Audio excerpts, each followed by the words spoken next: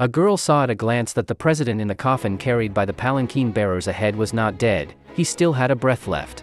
She immediately ran to the coffin to stop them, took out a fan casually, knocked the coffin to the ground with one wave of the fan, and blew off the president's coffin lid with another wave. When the palanquin bearers saw the coffin fall, they thought it was an ominous sign of great misfortune and fled in a panic, but the little girl was not afraid at all. She walked up to the president, took out 3 golden needles, and stuck them into the acupoints on his head respectively. The next second, the president woke up immediately. It turned out that the little girl was the president's long-lost biological sister, and the old man in front of them was also their biological father.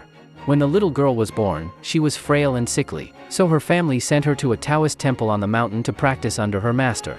On this day, the little girl's master suddenly divined that their family would face a disaster, so he quickly told the little girl to go down the mountain to save her family, which led to the earlier scene.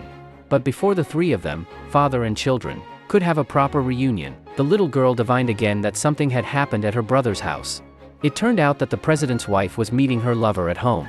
The little girl immediately took her brother and father, and the 3 of them teleported to the president's house in the blink of an eye.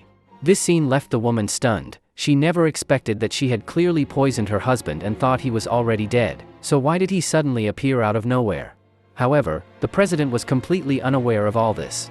Seeing that her brother was kept in the dark, the little girl immediately used her magic to make her sister-in-law confess the truth herself.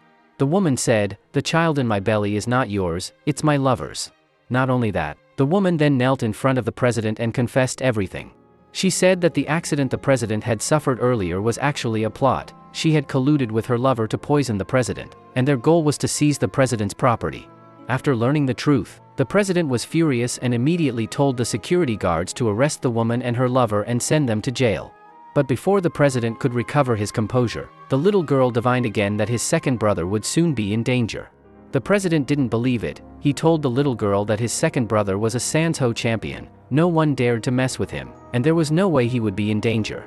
Seeing that the president didn't believe her, the little girl asked him to take her to the second brother's martial arts gym. Sure enough, as soon as the 3 of them met, before the second brother could even show affection to his long-lost little sister, a burst of shouts of provocation suddenly came from outside the door.